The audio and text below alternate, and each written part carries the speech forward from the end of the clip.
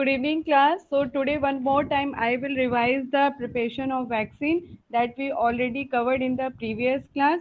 Okay, so start with the preparation of vaccine. So there are 7 steps that are involved in the preparation of any vaccine.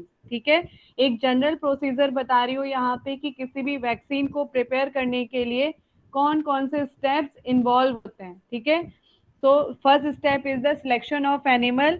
Before any preparation क्या करते हैं, पहले हम select करते हैं कि आपको कौन कौन से एनिमल्स लेने हैं.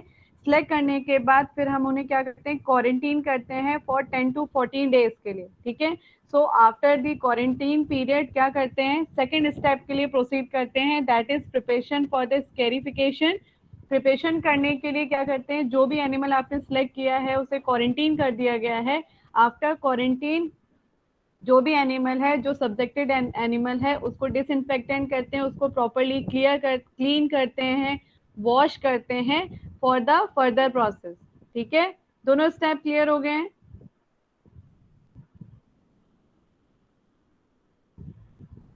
So third step is the scarification and inoculation. Scarification means होता है जो एनिमल सिलेक्ट किया है, जिसकी डिसइंफेक्शन हो गया है, डिसइंफेक्टेंट कर दिया गया है, उसकी क्लीनिंग कर दी गई है, आप उसकी स्किन पे आप क्या करते हैं, स्केयर या मार्क बनाते हैं जहां पे पर्टिकुलर माइक्रो ऑर्गेनिज्म को अप्लाइड किया जाएगा. ठीक है, तो उस एरिया में, उस पूरे स्किन पे जहां पे भी मार्क बनाया जाता है, जहां पे भी पर्टिकुलर वायरस को अप्लाई किया जाएगा, उस इस स्टेज को हम कहते हैं स्केरिफिकेशन. ठीक है, तो यहाँ पे क्या करते हैं, फर्स्ट एनिमल को सिलेक्ट किया, क्वारंटीन करने के बाद उसे क्लीन किया जाता है. क्लीन करने के बाद उसकी स्किन के ऊपर मार्क बनाया जाता है जहाँ पे माइक्रो ऑर्गेनिज्म का सैंपल अप्लाई किया जाएगा, और सैंपल अप्लाई करने के बाद फाइनली वहां से ही सैंपल को विड्रॉ किया जाएगा. ठीक है, तो सैंपल को अप्लाई करने, माइक्रो ऑर्गेनिज्म के सैंपल को अप्लाई करने के लिए स्किन के ऊपर आपने मार्क बना दिया है. मार्क बनाने के बाद फिर क्या किया जाएगा, इनोकुलेशन किया जाएगा. वहां पे जो भी माइक्रो ऑर्गेनिज्म का टेस्ट सैंपल है उस स्किन के ऊपर अप्लाई किया जाएगा. ठीक है, आफ्टर एप्लीकेशन क्या करेंगे, जो सब्जेक्टेड एनिमल है उसको क्या करेंगे, इंक्यूबेट करेंगे फॉर 1 वीक और 2 to 3 डेज के लिए. ठीक है, तो इंक्यूबेट करने के लिए इसीलिए रखा जाता है ताकि जो भी respective micro organism subjected animal के स्किन पे अप्लाई किया गया है, वो माइक्रो ऑर्गेनिज्म उस पर्टिकुलर एनिमल के लिए एज अ एंटीजन एक्ट कर रहा है.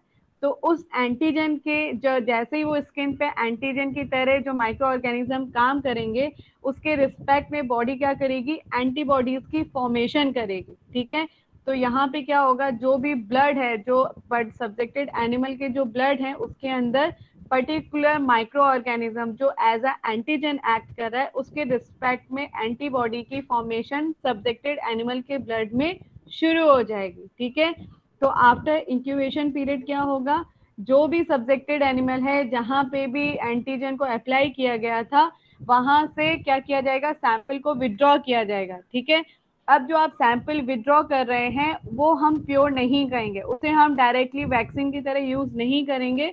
तो अब हमें क्या करना है, जो भी सैंपल को विड्रॉ किया है देन हम उसका प्यूरिफिकेशन करेंगे. ठीक है, तो प्यूरिफिकेशन स्टेप को प्रोसीड करने के लिए जो विड्रॉल सैंपल है उसे आप क्या करोगे, उसे ट्रीट करोगे या प्यूरिफाई करोगे पर्टिकुलर प्रिजर्वेटिव के साथ. ठीक है, तो जनरली प्रिजर्वेटिव जो यूज किए जाते हैं वो आपके ग्लिसरीन होते हैं या बैक्टीरियासाइड्स को भी ऐड करते हैं. तो यहाँ पे प्यूरिफिकेशन के लिए आप ग्लिसरीन यूज कर सकते हैं, फिनॉल यूज कर सकते हैं. तो क्या होता है, जब आफ्टर प्यूरिफिकेशन जो पर्टिकुलर सैंपल है, जब आप उसे इन पर्टिकुलर एजेंट्स के साथ, बैक्टीरियासाइड या प्रिजर्वेटिव के साथ ट्रीट करते हो, तो उसकी इम्प्योरिटीज भी आपकी गायब हो जाती हैं. प्लस अगर माइक्रो ऑर्गेनिज्म और अदर कोई माइक्रो ऑर्गेनिज्म अगर प्रेजेंट होंगे, तो due to the presence of preservative and bactericide वो क्या हो जाएंगे, किल हो जाएंगे. ठीक है, आफ्टर प्यूरिफिकेशन जो भी सैंपल है उसे हम स्टोर करते हैं एट 10 डिग्री सेंटीग्रेड. ठीक है, 10 डिग्री सेंटीग्रेड पे स्टोर करने के बाद अब उसकी फाइनली हम पैकिंग करेंगे. ठीक है, पैकिंग करने के लिए जो कंटेनर्स होते हैं इट शुड बी स्टेराइल, उनको स्टेराइल करते हैं. तो बाय यूजिंग स्टरलाइजेशन मेथड हम क्या करेंगे, जो पैकेजिंग कंटेनर्स है उनका स्टरलाइजेशन स्टेप परफॉर्म किया जाएगा. ठीक है, क्लियर हो गया है. तो ये जो सारे स्टेप्स थे ये किसी भी वैक्सीन की प्रिपरेशन के लिए इन्वॉल्व किए जाते हैं। ठीक है बेटा, क्लियर हो गया है? आवाज आ रही है?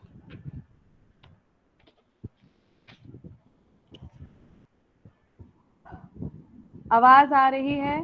चलिए next, preparation of toxoid. Toxoid means होता है ऐसी प्रिपरेशन, ऐसी इम्यूनोलॉजिकल प्रिपरेशन जिसमें क्या करते हैं, जो प्रिपेयर की जाती है।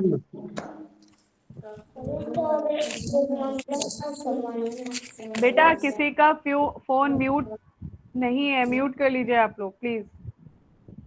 चलिए, तो सेकेंड जो प्रिपरेशन है इट इज टॉक्साइड। टॉक्साइड आपकी ऐसी इम्यूनोलॉजिकल प्रोडक्ट्स होती हैं जो कंटेन किए होती हैं एंटीबॉडीज। ठीक है, तो ये जो टॉक्साइड्स होती है इनको प्रिपेयर करने के लिए बैक्टीरिया के टॉक्सिन्स को यूज किया जाता है। टॉक्सिन्स क्या होते हैं? टॉक्सिन्स की भी कोई भी बैक्टीरिया जब ह्यूमन बॉडी के अंदर आता है, एंटर होता है, उसके बाद वो क्या करता है, कुछ अपने बाई प्रोडक्ट्स को फॉर्म करता है। इन बाई प्रोडक्ट्स को हम टॉक्सिन्स कहते हैं। So there are two type of toxin, first is the endotoxin and second is the exotoxin. Endotoxin means होता है जो बैक्टीरिया अपनी सेल वॉल के अंदर रखता है।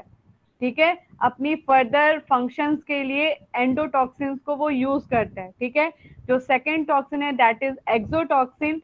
एक्सोटॉक्सिन होता है जो बैक्टीरिया क्या करता है, रिलीज कर देता है into the human blood.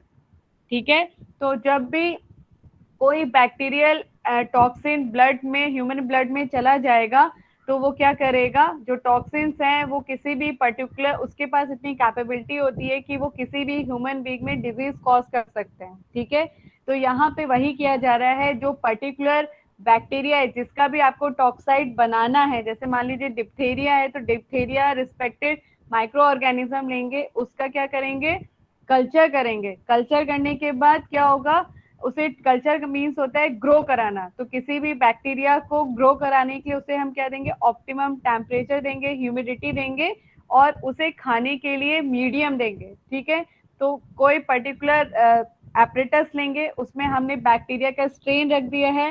Bacteria के स्ट्रेन को रखने के बाद उसे सफिशिएंट या ऑप्टिमम टेम्परेचर, प्रेशर और ये आपके ह्यूमिडिटी प्लस मीडियम देंगे, जिसकी वजह से क्या होगा, वो पर्टिकुलर माइक्रो ऑर्गेनिज्म ग्रो करेगा। ठीक है, अब जब वो ग्रो करेगा तो वो क्या करेगा, अपने टॉक्सिन्स को भी प्रोड्यूस करेगा। तो हम टॉक्साइड को बनाने के लिए एंडोटॉक्सिन यूज नहीं करते हैं, एक्सोटॉक्सिन्स को यूज करते हैं। ठीक है, ये जो एंडोटॉक्सिन्स होते हैं, अब क्या होगा, आफ्टर कल्चर जब बैक्टीरिया की ग्रोथ हो जाएगी, टॉक्सिन्स को सेपरेट कर दिया जाता है by using the filtration method. ठीक है, फिल्ट्रेशन मेथड यूज करके टॉक्सिन्स को कैसे सेपरेट किया जाता है ये आपके सिलेबस में नहीं है, इसलिए ये डिटेल में नहीं बता रही हूँ। ठीक है, तो क्या करते हैं, तो by the help of filtration method toxins को सेपरेट किया जाता है फ्रॉम द बैक्टीरियल कल्चर।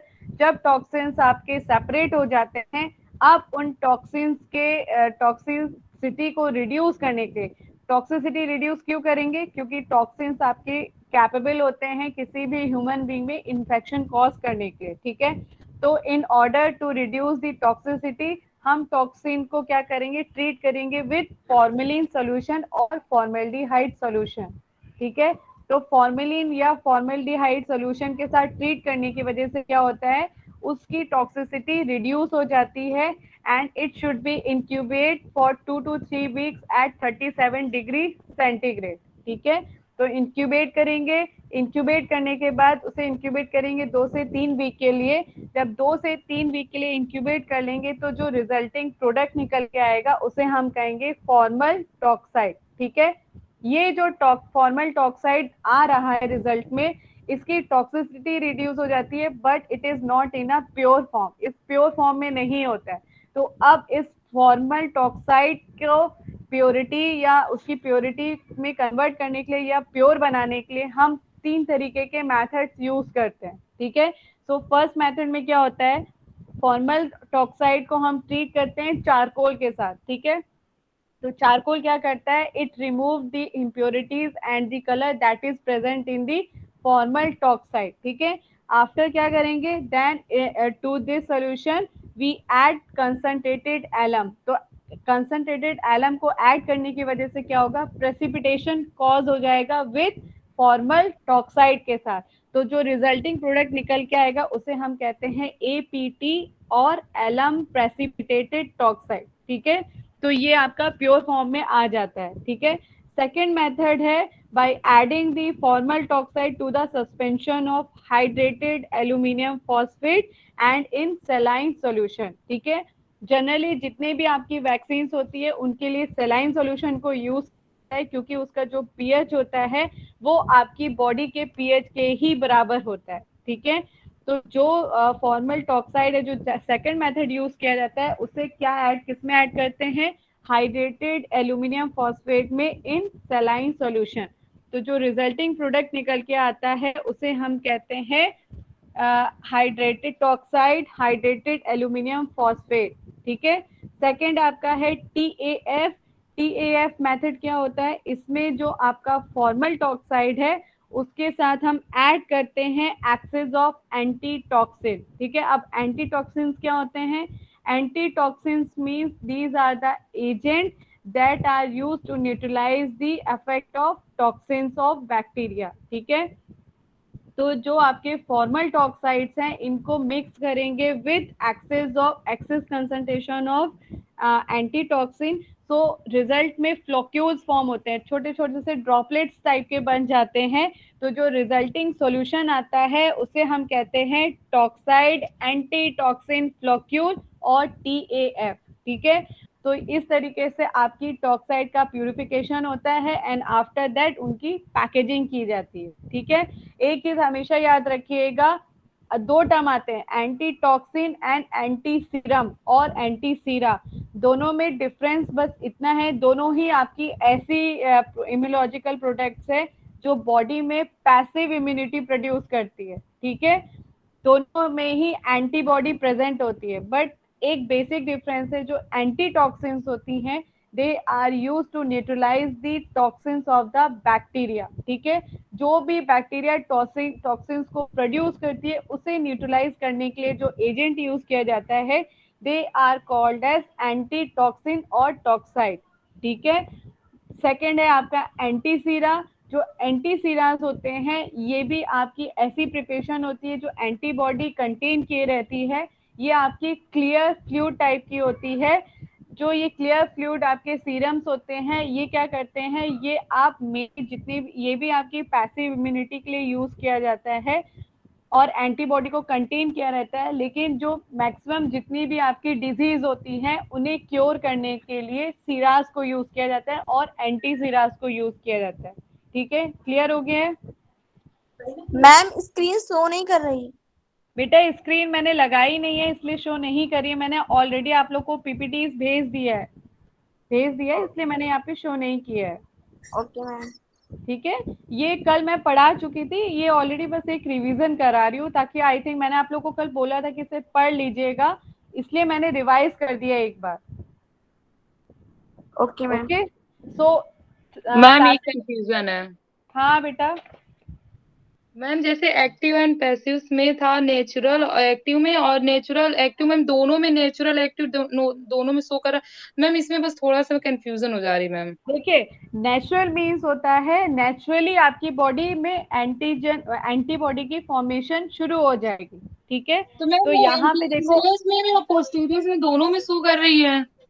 बेटा एक बार सुनिए, तो active natural acquired active immunity मतलब होता है, इसमें मैंने आपको एग्जांपल बताया था स्मॉल पॉक्स। ठीक है, स्मॉल पॉक्स में क्या होता है, अगर आपको स्मॉल पॉक्स हो जाए मतलब आपकी बॉडी में कहीं से एंटीजन स्मॉल पॉक्स के जो माइक्रो ऑर्गेनिज्म है वो आपके कांटेक्ट में आ जाते हैं, अब वो बॉडी के लिए एंटीजन की तरह काम करते हैं। ठीक है, अब ये जो एंटीजन आ गए हैं मतलब आपको कहीं से दिया नहीं गया है, आप उसके कांटेक्ट में आ गए हो। ठीक है, तो स्मॉल पॉक्स से जो बैक्टीरियाज हैं जब उसके कांटेक्ट में आप आ जाओगे तो एंटीजन की तरह आपकी बॉडी उसे ट्रीट करेगी, उसके रिस्पेक्ट में ऑटोमेटिकली आपकी बॉडी नेचुरली एंटीबॉडी प्रोड्यूस करना शुरू कर देगी। ठीक है, समझ में आया? Yes ma'am. मतलब यहाँ पे आप कोई वैक्सीन नहीं दे रहे हो, यहाँ पे आपकी बॉडी में एक बार आप एंटीजन आ गया है कहीं से, उसके नेचुरली आपकी बॉडी एंटीबॉडी बनाना शुरू हो गई है।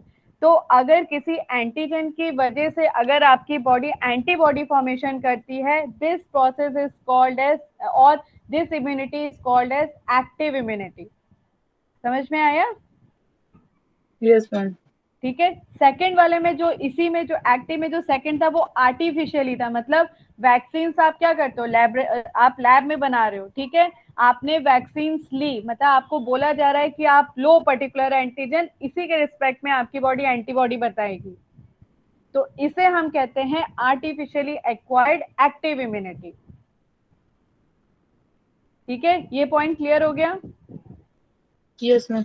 मैम ये सेकंड में एक बार सुन लीजिए, सेकंड में पैसिव है। पैसिव में नेचुरली एक्वायर्ड मतलब जो आपका जो बच्चा होता है, ठीक है, जब जैसे ही बच्चा पैदा होता है तो बॉडी, जो बच्चा पैदा हो रहा है उसकी इम्यूनिटी 0 होती है, तो उसे कुछ एंटीबॉडीज चाहिए हैं, रेडीमेड एंटीबॉडीज चाहिए, ताकि वो जैसे ही बाहर किसी कांटेक्ट में आए किसी भी माइक्रो ऑर्गेनिज्म के, तो उसकी बॉडी उसके अगेंस्ट में फाइट कर सके। तो अब उस जो बच्चा तुरंत पैदा हुआ है उसे अपनी एंटीबॉडीज रेडीमेड कहाँ से मिलेंगी? मदर से। तो मदर से automatically due to by feeding, जो मदर मिल्क होता है उससे बॉडी से, मदर की बॉडी से जो एंटीबॉडी है थ्रू फीडिंग बेबी के पास जा रही है। ठीक है, तो यहाँ ऑटोमेटिकली जा रही है, इसे हम कहते हैं नेचुरली एक्वायर्ड पैसिव इम्यूनिटी, मतलब ऐसी इम्यूनिटी जो एंटीबॉडी आपकी बॉडी में पहुंच गई है उसकी वजह से प्रोड्यूस हो रही है। Yes ma'am. ठीक है, क्लियर हुआ? Yes ma'am. ठीक मैम है, इसका आर्टिफिशियल भी बता दीजिए। Artificially acquired means, artificially means होती है, अगर आप पैसिव में कहोगे तो यहाँ पे एंटी सीरा का एग्जाम्पल आएगा। जो एंटी सीरा इम्यूनोलॉजिकल प्रोडक्ट्स होती हैं उनमें ऑलरेडी एंटीबॉडी प्रेजेंट होती है, तो बस आपको दे दी जाती है कि पर्टिकुलर बैक्टीरिया से लड़ने के लिए आपकी बॉडी में हमने एंटीबॉडी पहुंचा दी है। ठीक है, ठीक है मैम। एक्टिव मीन्स होता है आपकी बॉडी एंटीबॉडी तभी बनाएगी जब एंटीजन आएगा। ठीक है, पैसिव मतलब होता है कि आपकी बॉडी को एंटीबॉडी मिल चुकी है। आया समझ में? यस मैम, अब क्लियर हो गया मैम। ठीक है, और किसी को और कुछ पूछना है?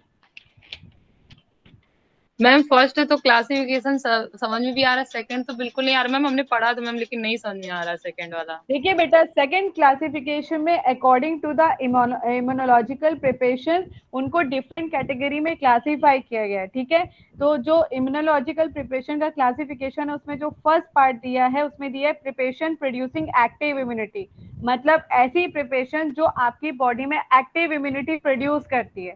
तो बॉडी में एक्टिव इम्यूनिटी प्रोड्यूस करने के लिए क्या यूज करेंगे? बैक्टीरिया जो एंटीजन की तरह काम करेगा। तो जो बैक्टीरिया है उसको कई तरीके से आप बॉडी में दे सकते हो, उसे लिविंग फॉर्म में भी दे सकते हो, डेड फॉर्म में भी दे सकते हो। तो ये तरीके होते हैं बैक्टीरिया को बॉडी के अंदर पहुंचाने के। ठीक है, तो इन्होंने अकॉर्डिंग टू द जो वैक्सीन है, जो मार्केट में जितनी भी वैक्सीन हैं उनमें जो बैक्टीरिया प्रेजेंट है, जिस फॉर्म में प्रेजेंट है उसके अकॉर्डिंग क्लासिफाई किया गया है। ठीक है, for example in case of BCG जो वैक्सीन होती हैं उनमें जो वैक्सीन का जो वायल होता है उसके अंदर जो बैक्टीरिया यूज किया जाता है वो लिविंग स्टेट में होता है। लिविंग स्टेट मतलब वो जिंदा रहता है, पर उसकी जो फंक्शनिंग होती है वो बस इतना काम करता है कि बॉडी में जाने के बाद बॉडी उसे एंटीजन की तरह ट्रीट करती है और बॉडी एंटीबॉडी फॉर्मेशन बनाना शुरू कर देती है। क्लियर हुआ? सेकंड Yes, लिखा ma'am. होगा डेड बैक्टीरिया, मतलब आपने बैक्टीरिया को डेड कर दिया। जैसे होता है ना, किसी की इतनी पिटाई कर दो कि वो एकदम मरणासन में पहुंच जाए लेकिन जीवित है, तो हम उसे क्या कहते हैं? वो तो एकदम डेड हो गया था लेकिन है तो उसकी स्टेट जीवित ही ना। तो यहाँ पे वही चीज, बैक्टीरिया को हमने इतना उसके साथ केमिकल दिया है, उसे हीट ट्रीटमेंट किया है कि वो पूरा मरण तो हो गया है लेकिन उसमें वो क्वालिटी बची है कि वो एंटीजन की तरह बिहेव कर सकता है अभी भी। तो जैसे ही बॉडी के अगर वो जाएगा पास में तो बॉडी उसके रिस्पेक्ट में एंटीबॉडी फॉर्मेशन शुरू कर देगी। Okay okay ma'am. चलिए क्लियर हो गया। और किसी को कुछ पूछना है? मैम ये कौन है मैम, इसको डिलीट करिए। बेटा आई डोंट नो किसके लिए बोल रहे हो आप। Amarendra Baahubali, who is this guy? Yes ma'am, इसी को बोल रहे हैं मैम। बेटा जिसको आना है आइए, आई डोंट केयर, मुझे कोई फर्क नहीं पड़ता है। इनको ज्यादा अगर मजा आ रहा है पढ़ने में तो वेलकम, आप पढ़िए, आई डोंट केयर। जैनित जिसको पढ़ना है वो पढ़े, जिसको नहीं पढ़ना है वो ना पढ़े, मुझे कोई फर्क नहीं पड़ता है, ठीक है। यहाँ पे मेरा काम है, जिसको देखिए बेटा, जिसको पढ़ना है आप लोग अपना जो भी लेक्चर दिया जा रहा है उसे डिलीवर कर, उसे मेरा काम है डिलीवर करना। आई थिंक वो ज्यादा इंटरेस्टेड है वैक्सीन को पढ़ने के लिए, तो ठीक है, अच्छी बात है, इसी बहाने वैक्सीन लगवा लेंगे, ठीक। चलिए ठीक है। सो हमारा जो क्लासिफिकेशन में जो थर्ड पॉइंट था वो था डायग्नोस्टिक प्रिपरेशन, मतलब ऐसी प्रिपरेशन जो बैक्टीरियल टॉक्सिन्स को क्रिएट किए रहती हैं, ठीक है। तो वैक्सीन के केस में क्या करते हैं, जो डायग्नोस्टिक प्रिपरेशन होती हैं, मतलब ऐसी प्रिपरेशन जो क्या करती हैं, किसी भी पर्सन में चेक करने के लिए यूज की जाती है कि जो पर्सन है वो पर्टिकुलर डिजीज के लिए ससेप्टेबल है कि नहीं है। मतलब वो पर्सन अगर उस पर्टिकुलर माइक्रो ऑर्गेनिज्म के कांटेक्ट में आएगा तो उसे वो डिजीज हो सकती है कि नहीं हो सकती है, ठीक है। आवाज आ रही है? Yes ma'am.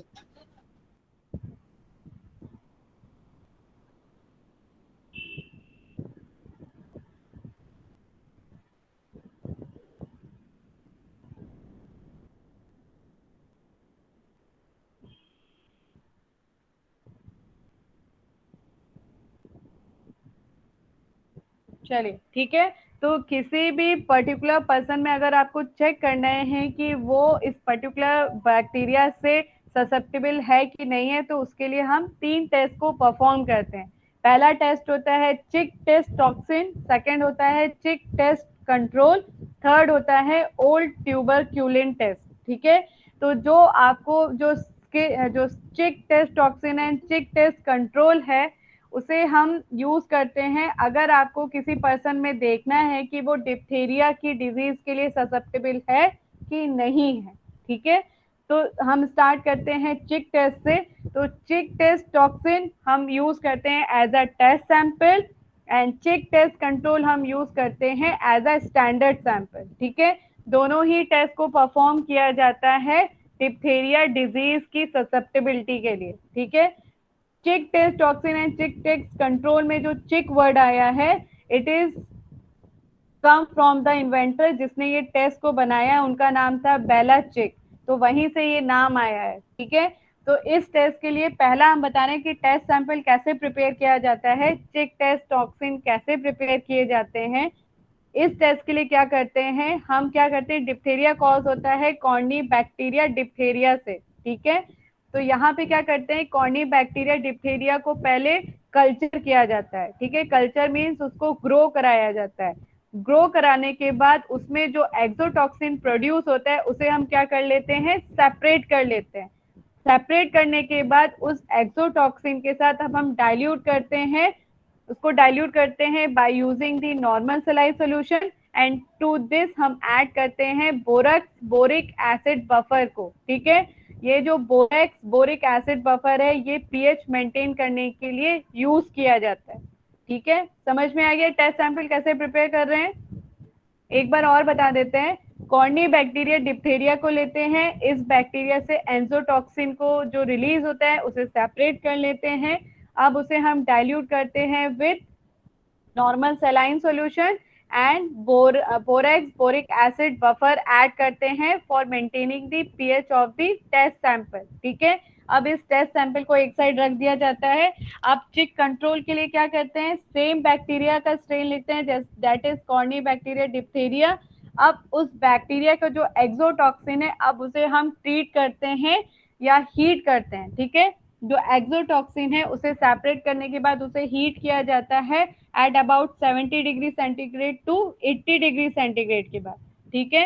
तो हीट करने से क्या होगा, जो एक्सोटॉक्सिन है उसकी टॉक्सिसिटी रिड्यूस कर देंगे, इतनी रिड्यूस कर देंगे कि वो बैक्टीरिया जहां पे भी अप्लाई किया जाएगा या जब भी ह्यूमन बॉडी के एंटर किया जाएगा वो बॉडी में कोई भी इंफेक्शन कॉज नहीं करेंगे। ठीक है, तो यहाँ पे दो सैंपल आ गए, एक टेस्ट सैंपल, एक स्टैंडर्ड सैंपल। अब जिस पर्सन में आपको चेक करना है कि उसे डिप्थीरिया है कि नहीं है, उसके लिए क्या करेंगे, उसका जो टेस्ट सैंपल है उसके लेफ्ट फोर आर्म में उसे लगाया जाएगा। ठीक है, और जो कंट्रोल सैंपल है उसे राइट फोर आर्म में लगाया जाएगा। ठीक है, यहां तक क्लियर हो गए स्टेप?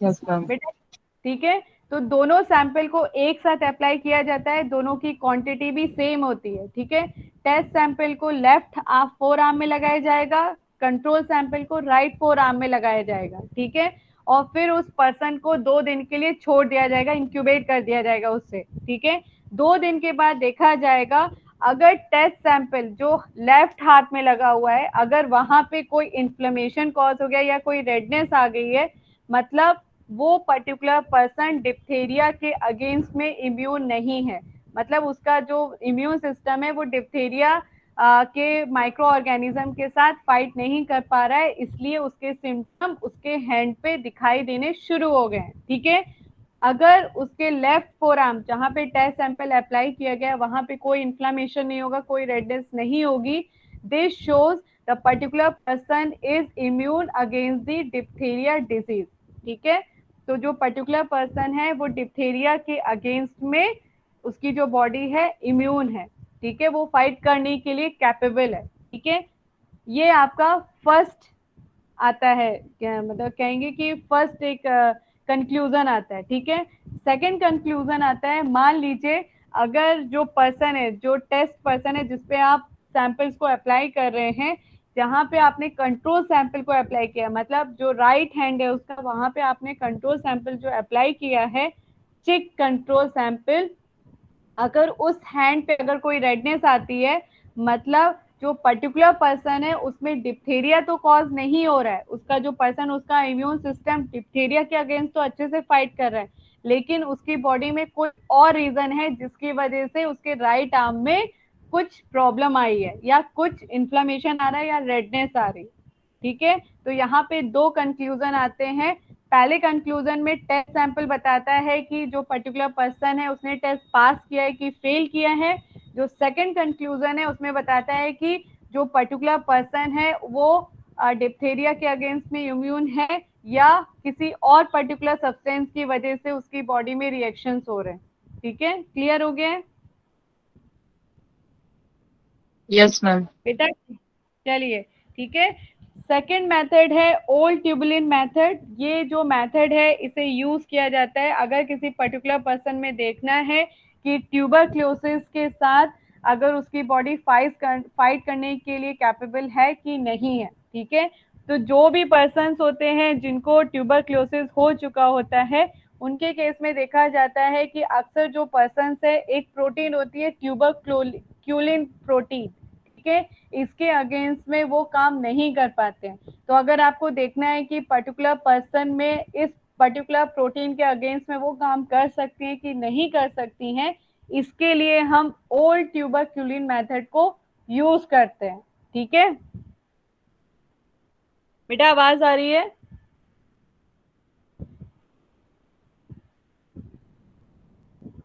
आवाज आ रही है? Yes ma'am.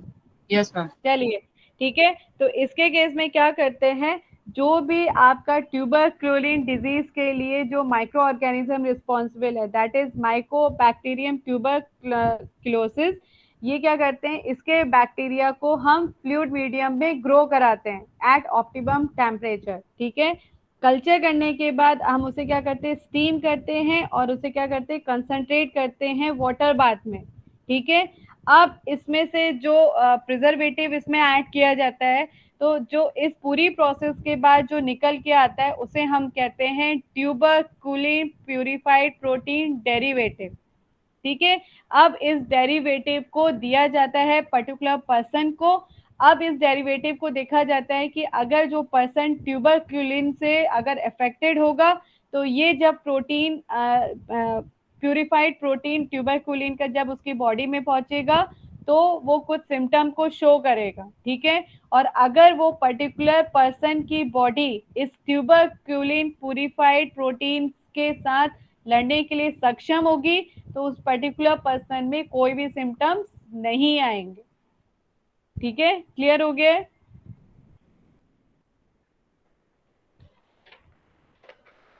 बेटा क्लियर हो गया है?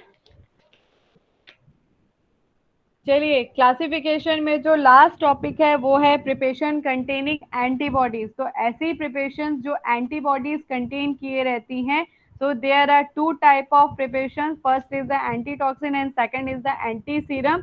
ये दोनों जो इम्यूनोलॉजिकल प्रोडक्ट्स हैं ये बॉडी में जब ली जाती हैं ये पैसिव इम्यूनिटी को डेवलप करती हैं, ठीक है। तो पैसिव इम्यूनिटी को डेवलप करने के लिए आप रेडीमेड एंटीबॉडी को बॉडी के अंदर डाल रहे हो, तो एंटीटॉक्सिन एंड एंटी सीरम को यूज किया जाता है पैसिव इम्यूनिटी को डेवलप करने के लिए, ठीक है। एंटी सीराज एंड एंटीटॉक्सिन्स क्या होते हैं? जब आप किसी भी पर्टिकुलर पर्सन से या जो भी सब्जेक्टेड एनिमल है जिससे भी आप एंटीटॉक्सिन या एंटी सीरा बना रहे हो, जब उसमें से फाइनल स्टेज में ब्लड को विड्रॉ किया जाता है, विड्रॉ करने के बाद क्या करते हैं, उस पर्टिकुलर ब्लड सैंपल के साथ ऐड करते हैं एक एंटी क्लॉगिंग एजेंट को, ठीक है।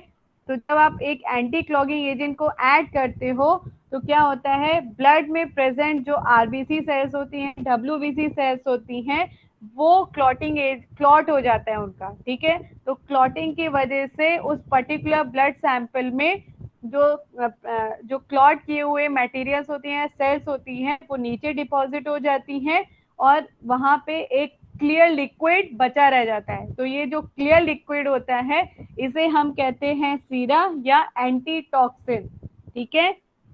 ये जो सीराज होते हैं और एंटीटॉक्सिन्स होते हैं इनमें ऑलरेडी एंटीबॉडीज प्रेजेंट होती हैं। इन्हीं सीराज को प्यूरिफाई करने के बाद जो कंटेनर्स होते हैं उनमें पैक करते हैं और पैक करने के बाद ये एंटीबॉडी डायरेक्टली आपकी बॉडी में पहुंचाई जाती है एंड पैसिव इम्यूनिटी को ये डेवलप करते हैं, ठीक है। तो इन्हें बनाने का जो प्रोसीजर है वो यहाँ मेंशन कर रहे हैं। मेनली एंटीटॉक्सिन्स को प्रोड्यूस करने के लिए हम हॉर्स को यूज करते हैं, हॉर्स का ब्लड सैंपल विड्रॉ करते हैं, ठीक है। तो यहाँ पे क्या करते हैं, पहले हेल्दी हॉर्सेस को लिया जाता है, ऐसे हॉर्सेस जिसमें कोई भी डिजीज ना हो, ठीक है। हट्टे खट्टे हॉर्सेस को लिया जाता है, उन्हें लेने के बाद उन्हें क्वारंटीन किया जाता है फॉर देयर ऑब्जर्वेशन। क्वारंटीन करने के बाद अब उसमें क्या होता है, जो टॉक्साइड्स होती हैं, जिस पर्टिकुलर डिजीज का आपको एंटी सीरम बनाना है, उस एंटी सीरम जो पर्टिकुलर बैक्टीरिया का जो टॉक्साइड है उसको क्या करेंगे, हॉर्स की नेक की मसल्स में इंजेक्ट करोगे, ठीक है। इंजेक्ट करने के बाद क्या होगा, जो फर्स्ट डोज होता है हॉर्स में, जो फर्स्ट डोज दी जाती है वो जनरली कम होती है, फिर धीरे धीरे जो टॉक्साइड का डोज होता है उसे हम बढ़ाते हैं। कितना बढ़ाते हैं, अप टू 600 ml तक, ठीक है। इससे ज्यादा क्वांटिटी नहीं ऐड की जाती है, ठीक है। तो पहले क्या होता है, फर्स्ट स्टेप में पर्टिकुलर एनिमल हॉर्स को लिया जाता है, के बाद उसका ऑब्जर्वेशन चलता है जिसे हम क्वारंटीन कहते हैं, क्वारंटीन में रख के उसका ऑब्जर्वेशन किया जाता है। ऑब्जर्वेशन करने के बाद उसकी नेक की मसल्स में पर्टिकुलर जिस पर्टिकुलर माइक्रो ऑर्गेनिज्म का आपको सीरा बनाना है उसके टॉक्साइड्स को बनाया जाता है और हॉर्स में इंजेक्ट किया जाता है। इंजेक्ट करने के बाद हम क्या करते हैं, फिर उसमें डोज को इंक्रीज किया जाता है। जो टॉक्साइड की जो डोज होती है स्टार्टिंग में कम होती है, फिर उसकी कंसंट्रेशन को बढ़ाया जाता है, ठीक है, थोड़े थोड़े टाइम के बाद। ये प्रोसेस आपकी 1 महीने के लिए चलती है और जब तक कंसंट्रेशन, जब 2 महीने की जो एंडिंग होने वाली होती है, हॉर्स में जो कंसंट्रेशन होती है टॉक्साइड की वो 600 ml तक होनी चाहिए, इससे ज्यादा ऐड नहीं कर सकते हो, ठीक है। जब फाइनल डोज दे दी जाती है, डोज देने के बाद अब क्या करते हैं, हॉर्स का ब्लड सैंपल विड्रॉ करते हैं। अब उस ब्लड सैंपल को जब आप विड्रॉ करते हो तो जिस कंटेनर में भी ब्लड सैंपल लिया जाता है उस कंटेनर में ऑलरेडी एक एंटी कोगुलेटिंग एजेंट प्रेजेंट होता है, ठीक है। तो एंटी कोगुलेटिंग एजेंट के प्रेजेंट होने की वजह से ब्लड में present RBC cells and WBC cells जो होती हैं वो इस एंटी कोगुलेटिंग एजेंट के साथ कोगुलेट हो जाती हैं और नीचे के कंटेनर में नीचे सेटल हो जाती हैं, ठीक है। अब सेटल होने की वजह से जो रेस्ट पार्ट बचता है वो आपका क्लियर लिक्विड होता है, जिसे हम सीरा कहते हैं, ठीक है। ये जो सीराज होते हैं ये ऑलरेडी एंटीबॉडीज को कंटेन किए रहते हैं। अब इन्हीं सीराज को आप पैक करते हो और डायरेक्टली ह्यूमन बीइंग को दिया जाता है पर्टिकुलर बैक्टीरिया के साथ फाइट करने के लिए, ठीक है। क्लियर हो गया है? Yes ma'am. चलिए लास्ट टॉपिक है स्टोरेज ऑफ इम्यूनोलॉजिकल प्रोडक्ट। तो इम्यूनोलॉजिकल प्रोडक्ट को स्टोर करने के लिए जो स्टोरेज कंडीशन होती है from 2 degree centigrade to 10 degree centigrade, ठीक है। फ्रीज नहीं किया जाता है किसी भी इम्यूनोलॉजिकल प्रोडक्ट को, ठीक है। फ्रिज में रखा जाता है, फ्रीजर में नहीं रखा जाता है, ठीक है। और जो आपकी इम्यूनोलॉजिकल प्रोडक्ट्स होती है उनके लिए जो कंटेनर यूज किए जाते हैं उन्हें सनलाइट से दूर रखा जाता है, क्योंकि in the presence of sunlight there is a denaturation of the content is occur, ठीक है। तो जो कंटेनर्स होते हैं उन्हें सनलाइट से दूर रखना चाहिए, ठंडे में रखना चाहिए, पर फ्रीजर में नहीं रखना चाहिए, फ्रिज में रखना चाहिए at the temperature of 2 degree centigrade to 10 degree centigrade, ठीक है। ये इम्यूनोलॉजिकल प्रोडक्ट की स्टोरेज कंडीशंस होती हैं, ठीक। So this is all about the immunological product, okay.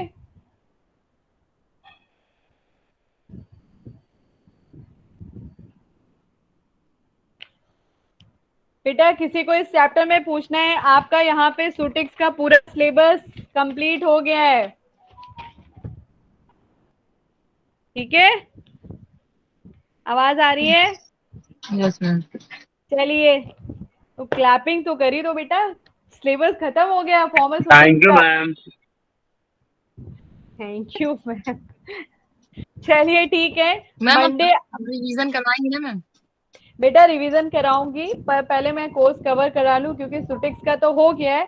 मैं आपको आज चैप्टर्स दे देती हूँ, इसमें व्हाट्सएप में डाल दूंगी। मंडे को मैं आधे घंटे पढ़ाऊंगी, आधे घंटे रिवीजन कराऊंगी, 3-3 चैप्टर्स आप लोगों को दूंगी, ठीक है। ठीक है मैम। अब ये बताइए स्टार्टिंग पीछे से करनी है कि आगे से करनी है? मेट्रोलॉजी बेटा मैं आप लोग को 25 के बाद पढ़ा दूंगी, ठीक है। उसमें एक टर्न लगेगा, 25 को नहीं तो 26 को पक्का क्लास लेके मेट्रोलॉजी फिनिश कर दूंगी। यस मैम वही तो। मैम आगे से फिर स्टार्ट करिए, एक बार देख लेते हैं।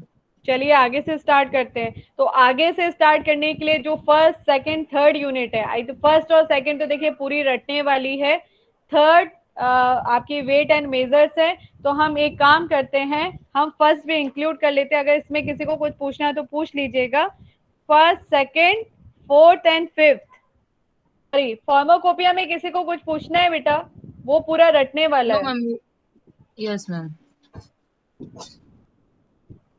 ओके यहाँ पे मैं रिकॉर्डिंग स्टॉप करती हूँ, ठीक है।